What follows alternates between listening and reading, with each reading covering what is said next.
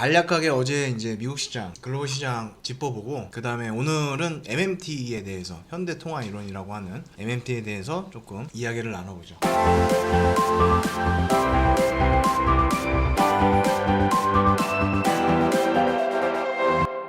자, 어쨌든 그래서 어제 미국 시장하고 글로벌 증시 좀 보고 가도록 하겠습니다. 어제 장 같은 경우는 한마디로 정의하면 전형적인 팬데믹, 코로나 이후의 시장 가장 많이 우리가 겪었던, 경험했던 그런 흐름이었다, 그렇게 보시면 되는데, 장 초반에 이제 우리나라도 코로나가 터진 이후에 매일 아침에 질본에서 뭐 어제 확진자는 몇 명이고 뭐 경기도에 몇 명, 서울 몇, 이게 발표를 했잖아요. 근데 미국도 똑같아요. 그 오전에 미국의 CDC인가 거기서 이제 발표를 합니다. 근데 플로리다 1일 확진율이 지난 4월 이후에 최고치 급등했는데 10.3%니까 전날에 비해서 7.3%니까 엄청나게 급증을 했어요. 그래서 다시 한번 이 코로나로 인한 흐름이 시장에 유입이 되면서 언택 관련주들은 뜨고, 그 다음에 기존의 어떤 전통주들은 지는 그런 흐름을 보면서 이게 이제 3대 지수를 봐도 극명하게 나타나죠. 그래서 어제 다우 같은 경우는 마이너스 0.65% 빠졌고, S&P가 마이너스 0.3, 그 다음에 나스닥은 홀로 양봉을 만들었습니다. 소폭입니다만 플러스 0.15% 양봉을 만들면서 전형적인 어떤 팬데믹 이후에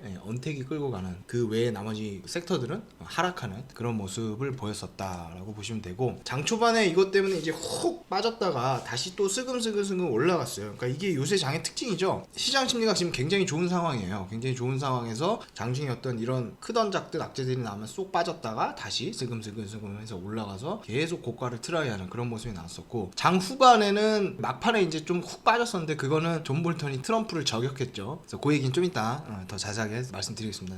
그런 것들이 어떤 정치적인 이런 이슈들로 번지지 않겠느냐, 대선을 앞두고. 그래서 그런 우려 때문에 차익 매물이 쑥 나오는 그렇게 흘러갔다고 보면 됩니다. 그래서 그 정도 이제 전체적인 흐름을 보면 될 것 같고, 이제 개별 이슈들에 대해서 언론에 안 나왔던 크고 작은 이슈들에 대해서 조금 살펴볼 텐데, 플로리다가 누적 확진자가 82,719명이래요. 하루 전에 비해서 무려 3.3%, 하루 만에 3.3%고 지난 일주일 평균으로 보면 2.8%를 웃도는 거죠. 텍사스도 지금 심각합니다. 그래서 텍사스 같은 경우는 입원 환자 수가 전일 대비해서 11%가 급증했어요. 굉장히 빠르게 지금 2차 웨이브 양상 쪽으로 가고 있죠. 지금 플로리다는 텍사스 요것만 보면. 그래서 지난 4일 이후에 가장 빠른 입원 증가 속도다, 이렇게 보고 있고, 그 다음에 어저께 방송할 때 이제 그 전날 베이징에서 긴급 대응 그 등급을 3등급에서 2등급으로 옮겼다 그랬죠. 그러니까 3단계는 뭐 생산활동하고 출근도 하고 퇴근도 하고 이제 다 오고 가는 거예요. 근데 이제 2단계로 올라가면 자가격리로 들어가야 된다는 게 그 차이점이 있었죠. 그래서 엊그제 베이징에서 3등급에서 2등급으로 격상하면서 시장이 또 출렁였었는데, 어저께 나온 이슈는 여기 베이징을 오가는 항공편이 1255편이 취소가 됐다. 그리고 뭐 일부 버스터미널 시외 운행 중단하고 모든 학교의 등교 수업을 일시 중단한다. 요거는 이제 나왔던 뉴스고, 그래서 지금 베이징도 이런 식으로 지금 조치가 들어가고 있다고 우리가 또 체크해야 될 것 같고, 그 엊그제는 상원 청문회가 있었잖아요. 파월 연준 의장. 근데 어제는 하원이 있었어요. 하원 청문회가 있었는데, 제가 보통은 상원에서 얘기한 거 외에 새로운 이슈들에 대해서 그 다음날 하원에서 별로 나오지 않아요. 근데 어제도 그렇게 흘러갔죠. 그래서 그 전날 상원에서 거의 얘기했던 큰 틀 범위 안에서 삐져나가는 거 없이 그 안에 바운더리 안에서 그냥 다소 했던 말, 형식적인 얘기들을 많이 했는데, 뭐 이런 얘기는 좀 봐야 될 것 같아요. 지금 연준에서 하고 있는 거는 금리 인하라든지 채권 무제한 연장 완화, 웨이브 이런 것들이고, 그 다음에 재정책들 있잖아요. 미국 사람들 돈 주고, 우리나라처럼 기본 재난소득 이런 거 돈 주고 막 그랬잖아요. 그런 것들을 너무 일찍 걷어들이면 안 된다고 얘기를 했어요, 파월 연준 의장이. 그 다음에 의회가 지원 중인 것들을 너무 빨리 물리면 문제가 될 수 있다. 그러니까 아직은 금융시장이 굉장히 좋게 반등하고 경기 지표도 살아나는 움직임을 보이지만, 그렇다고 해서 이거를 너무 빨리 이게 걷어들이면 안 된다는 거야. 근데 되게 웃긴 거지. 그래놓고 지네들은 레포 시장에서 금리 올렸잖아. 되게 웃긴 거 이놈들. 어쨌든 그런 스탠스를 계속 보여줬고, 그런 뉘앙스로 계속해서 이제 얘기를 해요. 근데 이제 굉장히 조금 의외였던 건 뭐냐면, 제가 이제 2부에 MMT 얘기하면서 말씀드리겠지만, 이 연준 의장이 이렇게 재정책에 대해서 얘기하는 거는 사실은 이거는 어떻게 보면 월권이거든? 오지랖이거든요, 여러분. 연준 의장은 통화정책에 관련한 것들만, 재무부나 이런 데서 하는 것들만 이제 잘 수행하고 수립하고 이행하고 이러면 되는데, 지가 뭔데 재정에 대해서 지금 얘기를 하느냐. 그러니까 이런 거에 대해서 어제 사실은 공화당이라든지 이런 일부 의원들이 굉장히 뭐라 하긴 했었어요, 발언들이. 그래서 요런 거는 좀 이따가 더 자세하게 다룹시다. 또 하나 조금 묻혔지만 우리가 좀 봐야 될 거는, 독일 정부에서 41억 4천만 유로의 10년물 국채를 발행했습니다. 그래서 규모가 2014년도 4년도 이후에 가장 큰 규모라고 하거든요. 응찰률은 2배를 밑돌아서 지난 4월 이후에 가장 낮았다. 그러니까 수요가 예전만 못하다는 거죠. 왜 그러냐면 여러분, 독일은 웬만하면 돈 잘 안 풀어요. 얘네는 예전에 그 1차 세계대전 이후에 하이퍼 인플레이션으로 아직 트라우마가 DNA에 박혀있기 때문에 얘네들은 돈 푸는 거에 대해서 굉장히 좀 경계심이 큰 놈들입니다. 그런 것도 있고, 이제 이 EU라는 그 유로존이라는 어떤 먹이사슬 구조에서 얘네는 최상단에 있잖아요. 그래서 그런 것들 때문에 원래 좀 되게 돈 푸는 거에 되게 인색한데 어저께 41억 4천만 유로를 발행했다는 거는 유럽 쪽도 우리가 좀 이것도 좀 봐야 될 것 같고, 요 정도인 것 같아요. 어제는 요 정도 이슈만 좀 볼 것 같아요. 좀 조용했던 좀 흐름이었고, 오늘 시장은 그러면 어떻게 대응할 것이냐라는 걸로 넘어가고, 오늘 2부에서 할 말이 많을 것 같으니까 작전 타임은 빨리 넘어갈 텐데 일단 차트를 좀 보시죠. 자, 이게 나스닥 차트입니다. 요거 보기 전에 오늘은 경제지표 뭐가 있는지 그거부터 봅시다. 항상 이게 여러분 코스야, 코스. 내가 거래를 하기 전에 혹은 포트폴리오를 조정하기 전에 오늘은 뭐가 있을까를 봐야 되는데, 실업수당 청구 건수가 있죠. 얘 같은 경우는 그 주간 실업수당 청구 건수가 9시 30분에 있는데 이 녀석은 주간 지표입니다. 주간 지표이기 때문에 사실은 시장에 큰 영향을 끼치지는 않아요. 월간 지표보다는 조금 작지만 그래도 어찌됐든 최근에 어떤 고용시장을 주 단위로 끊어서 보여준다는 점에서 우리가 좀 봐야 될 것 같고, 얘가 이제 9시 반에 발표가 되고요. 그 다음에 이것도 좀 봐야 돼요 여러분. 필라델피아 연준 제조업 지수, 그러니까 연준에서 발표하는 제조업 지수 중에 중요한 게 한 2가지 정도인데, 이 필라델피아 연준 제조업이랑 시카고, 그 다음에 뉴욕, 뭐 요 정도는 우리가 좀 봐야 되고요. 여러분, 이 필라델피아 연준 제조업 지수가요, 이게 가장 역사가 오래된, 지금 미국에서 발표되는 경제지표 중에 얘가 제일 그러니까 제일 오래됐다고 보시면 됩니다. 그래서 그만큼 굉장히 좀 중요하고, 외에 뭐 천연가스 재고 있고, 나머지 거는 딱히 없는 것 같아요. 지금 오늘 실업수당 청구 건수, 그 다음에 필라델피아 연준 제조업 지수를 앞두고 있는 상황에서 차트를 보면, 지금 얘는 나스닥인데 일봉만 보면 이거 어떻게 해야 돼요? 이거 매수지 여러분, 매수. 그 다음에 어제도 기똥차게 2평을 팍 찍고 반등이 나오는 모습을, 이거 매수입니다. 매도는 조금 더 확인하고 해도 될 것 같고, 오늘도 어제와 마찬가지로 밀림의 사자, 눌리면 사자로 보는 게 좀 좋을 것 같고, 물론 분봉은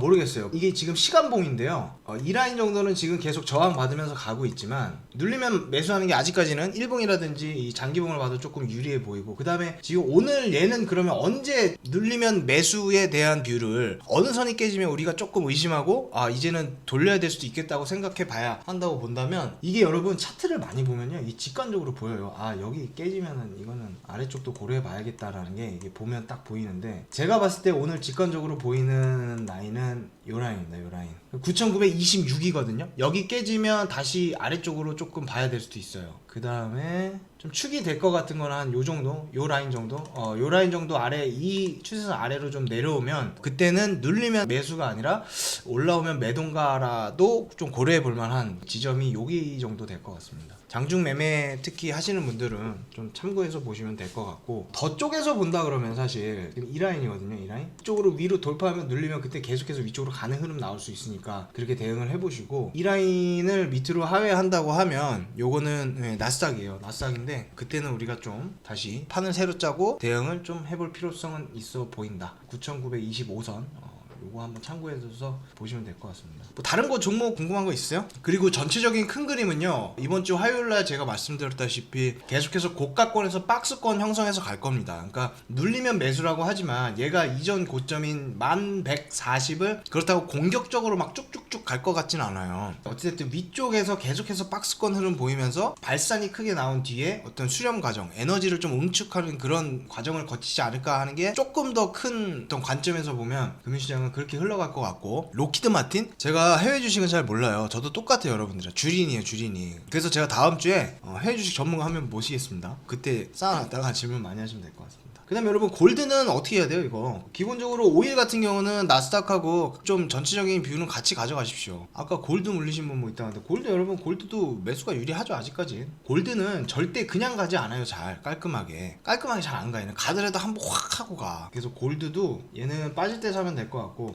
시간봉으로 보면 뭐 이 정도, 조금 더 보수적으로 보면 이 정도, 이 라인 정도가 지금 보여요. 1690이면 너무 적으니까 1720은 너무 공격적인 것 같고, 1710 근처 언저리 여기 오면 한번 사보시면 좋을 것 같은데요. 호주 달러도 이거는 만약에 너 지금 매도하려면 하면 저는 매수할 것 같은데, 가스는 제가 잘 몰라서 그냥 기술적으로만 봅시다. 기술적으로 그 엊그제 돈터치 방송에서 뭐라 그랬냐면 가스 매도해야 된다 그랬어요. 차트를 보면 매도 1, 2, 3, 4 이번에 5번째 시도 5번 6번째면 6번째 이거 고무줄 깨지니까 화요일이니까 언제 여러분? 이날이었죠. 이날 이 부분이었을 것 같은데 이거는 계속해서 매도 쪽으로 보는 게 좋을 것 같습니다. 그러니까 매수를 하더라도 손절을 짧게 잡고 하세요. 그러니까 여러분들 이 말씀 좀 드리고 싶은데 여러분들 저점 매수 고점 매도 좋아하시잖아요. 그거 어떻게 보면 역추세잖아. 내가 고점에서 매도하고 저점에서 매수한다는 거는 역추세 전략이죠. 왜 역추세 전략이에요 이게? 내가 고점에서 매도한다는 거는 그 이전에 상승 추세가 이어졌다는 거잖아요. 그러니까 얘가 고점이겠지. 근데 여기서 내가 고점에서 매도한다는 거는 기존의 상승 추세를 역행하는 거니까 얘는 역추세 전략이라고. 근데 많은 분들이요 역추세 전략을 할 때 특히 그러니까 고점 매도나 저점에서 매수할 때 이 물 타시는 분들 많아요. 분할로. 근데 그거 완전히 개념이 잘못된 거예요. 반대로 하셔야 돼요. 반대로. 그러니까 그 얘기가 뭐냐면 고점 매도하려면 손절을 짧게 잡고 하는 게 맞는 거예요. 수량도 최소한으로 하는 거고. 그런 분들이 내가 심리는 이해가 돼. 쭉 너무 많이 올라왔기 때문에 얘가 여기서 가봐야 얼마야 가겠어. 그래서 매도를 하고 더 올라오면 에휴 가봐야 얼마 가겠어. 또 매도 가봐야 얼마